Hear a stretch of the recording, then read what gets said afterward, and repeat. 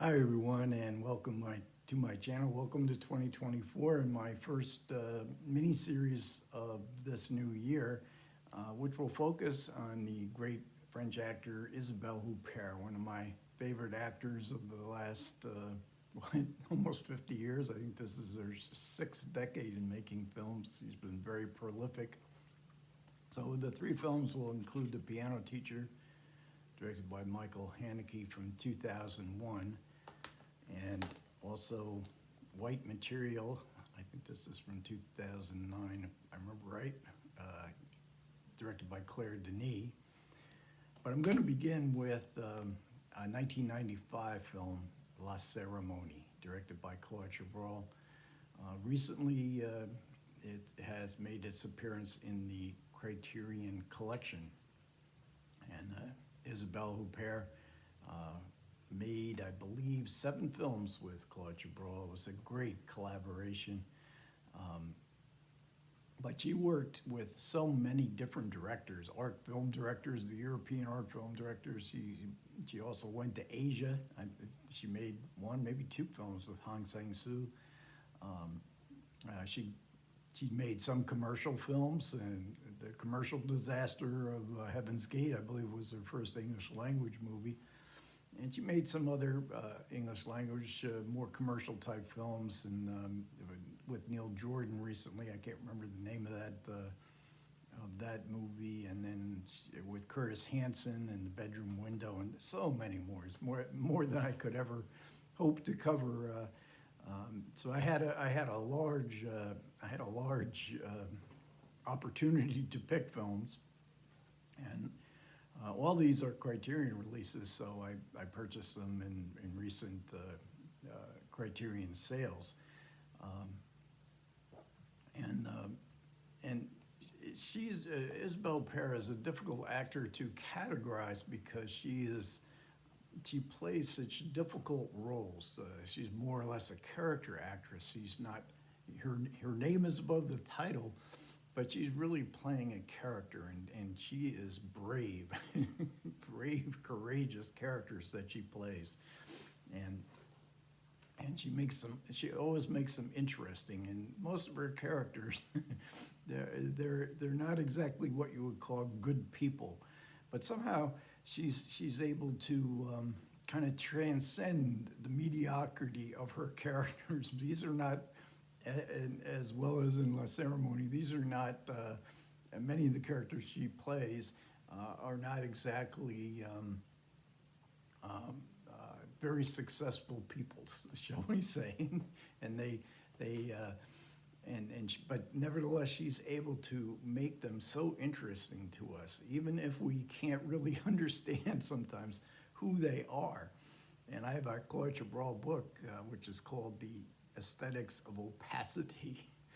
And opacity is a word that in my research on Isabelle Huppert, I've yet to find a book on Isabelle Huppert. There are a couple out there. I think Amazon is selling one for something like $100, $35 on Kindle.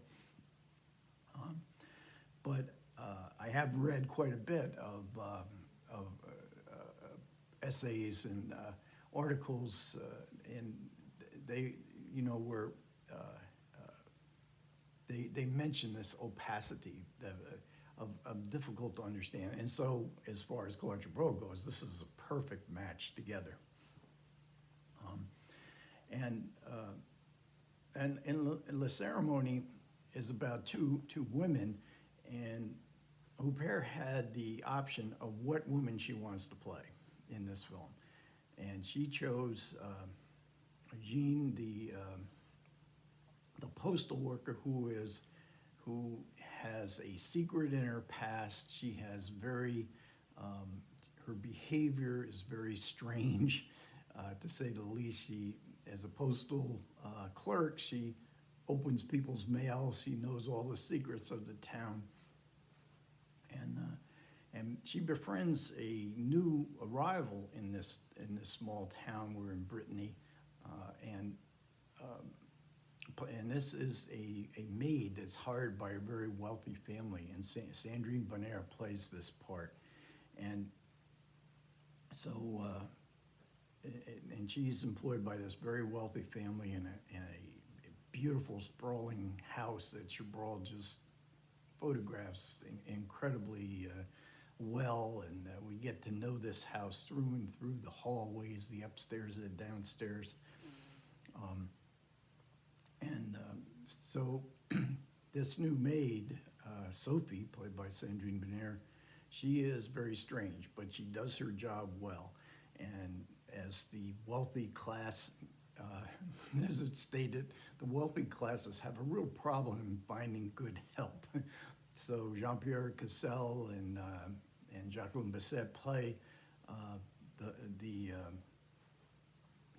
father and mother to two.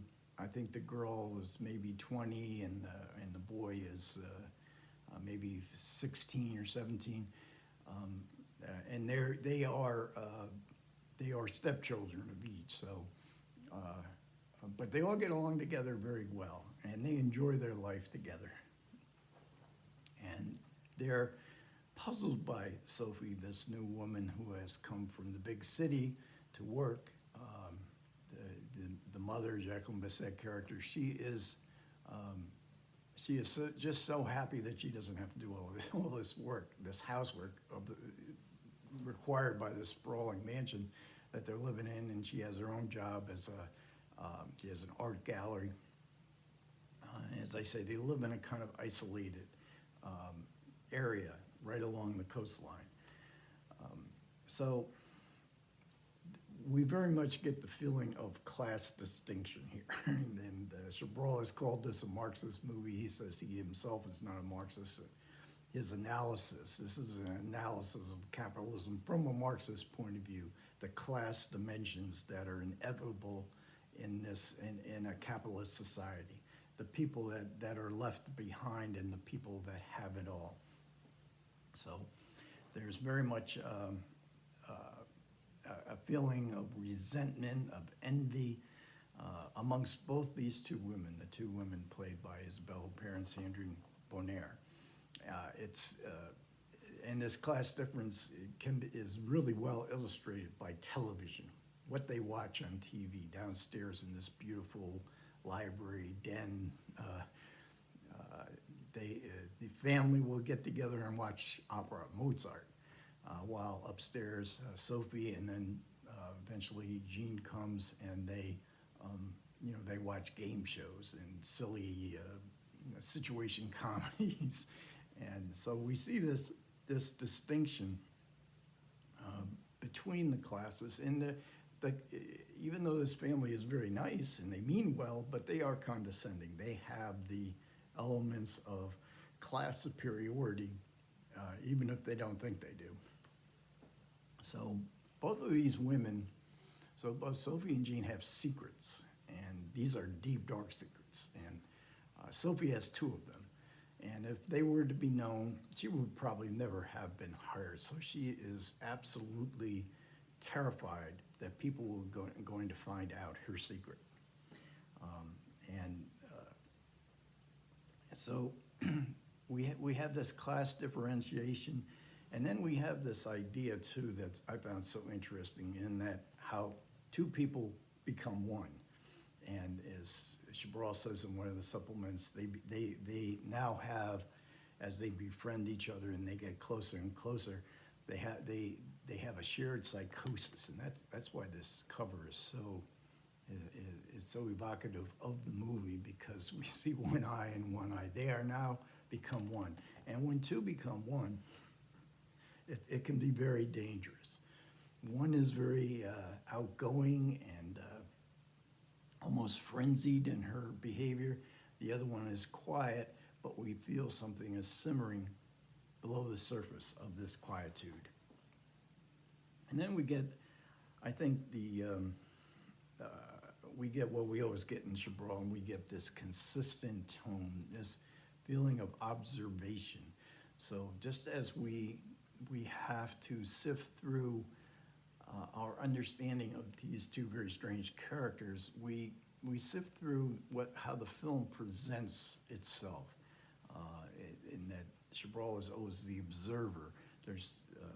he's not judging people. He's showing us what can develop in class differences, in characters that have been very traumatized by events in their life, and characters that have become complacent in their wealth and their privilege. This makes Chabrol's films eminently rewatchable. I remember, I think I mentioned it before, this is my fifth Chabrol title that I've discussed, and I think I mentioned before that in the Criterion Closet video, Wallace Shawn and Andre Gregory are there, and Gregory asked Shawn, what director would you choose? If you just had to choose one director that you could be able to watch over and over again. And Shawn, much to my amazement, picked Claude Chabrol. And his films are like, you know, they're sort of, you had to see them all. Like all of them, and there's like 50 plus, I think. All of them become one because of this consistent tone and because of this curiosity at the mysteries of human behavior. Now, this movie was based on, I think Chabrol used this author a couple of other times in his career. And this is the book that La Cérémonie was based on, A Judgment in Stone by Ruth Rendell, English crime writer. Inspector Wexford was one of her series, and but she wrote a lot of very dark and bleak psychological stories. And I had never read this one, and I was surprised because there is a shocking conclusion in this film, but we don't know what it is. But in the novel, Ruth Rendell, spoiler alert, she gives you what happens in the first sentence, and she divulges the second secret of Sophie in the first chapter. So it's all about how it all happened, what it all might mean, and I think that's interesting because Chabrol doesn't do that. Chabrol gives you, you know, the build-up to it. But I think that the film is even better once you know what actually happens, and Ruth Rendell demonstrates that in the book. It's probably better for a film to not divulge it right in the beginning, but it becomes so fascinating the second, third, fourth time you see the film because you see all these little incidents and all these little gestures that you might miss the first time. How the story is told is really what makes Chabrol's film so compelling anyways. And The Cérémonie is considered a masterpiece by many film critics. I believe Isabelle Huppert won the Caesar Award for Best Actress. Maybe it was at the Cannes Film Festival, but it got great reviews all around the world. It is, like I say, a film I think that gets better and better as time goes by, but let me tell you, I've read about half a dozen Ruth Rendell books, and I don't remember any of them being this good. This, even though it's different, and one of the other differences between the book and the film is in the book, the two protagonists who become friends, lower class people become friends. These are much older women. They're in their 40s, I believe, 40s, maybe even 50s, and they're very frumpy. In the movie, we get two of the most charismatic actors of French cinema, world cinema, in Isabelle Huppert and Sandrine Bonnaire. And of course, that ups the ante as far as a film goes. You have to have people that you're going to be interested in almost immediately. I mean, these are actors that really know what they're doing. When Sandrine Bonnaire was the first time she worked with Chabrol, and she had, you know, she came on set, and Chabrol originally said, you know, Isabelle Huppert is going to be in the movie, and I've worked with her several times before, but don't worry, I'm gonna pay attention to you. But then when they came to filming, she asked Chabrol, well, how do you want me to play this character? Oh, that's your job. That's your job. I've done my job. I designed the film, got a great screenplay, and you pick out the clothes, the hairdo, you go with it, you know. And if it's something I don't like, I'll tell you. But Sandrine Bonnaire was sort of taken back by that. but she found it, and she does work with Chabrol again. So it the the supplements, there's several supplements here, and one of them that's really good is the conversation between Huppert and Chabrol after they had made 5 films. So I don't know if this was the last of their collaborations. I think they might have had one more, but at any rate, they have such a great rapport together. They're so funny together in this conversation, and Chabrol is always, laughing. And, I love to work with Isabelle because she always makes me laugh. And Chabrol was famous for just one take. He wanted the immediacy. He would set up the film and he allowed the actors to act. If he didn't like it, they would do more takes. But he said, I cast great actors in my roles. I have great faith in my actors. But Isabelle Huppert, she liked to do more takes. So we see an instance where they're filming in an automobile, and Sandrine Bonnaire and Huppert are having a conversation in this automobile, and Isabelle Huppert says, I got to do another take. What do you want to do? This is good. You don't need another take. You don't. Finally, he does give in. But this kind of immediacy is really valuable or very significant of Chabrol's value as a filmmaker. And then we get the Chabrol commentary, and this is the select scene commentary, and it's the same one that's on the 2 Arrow box sets that came out last year. And this is just great stuff. If you want to see how a film is made from Claude Chabrol, you can see how every little camera movement is blocked out so magnificently, and how you're supposed to say, I took the camera in because I wanted the audience to feel this, and then I took it out, and then I moved it all around, and we see the characters from different angles, all in the same shot. It's just brilliant stuff. And like I say, this is often considered a masterpiece, and it's been much discussed, as we have several YouTube content providers who cover Criterion movies. Daisuke Ippu gives you the comprehensive, his own style. But I really recommend Solitary Ronin, who did a whole series on Claude Chabrol. And I will link to his video on La Cérémonie in the description box below. So next up, we're going to come to a very challenging movie, I think, The Piano Teacher. And I actually have already started the novel that The Piano Teacher was based on. I didn't realize it was based on a novel by Alfreda Jelinek, who won the Nobel Prize for Literature in 2004.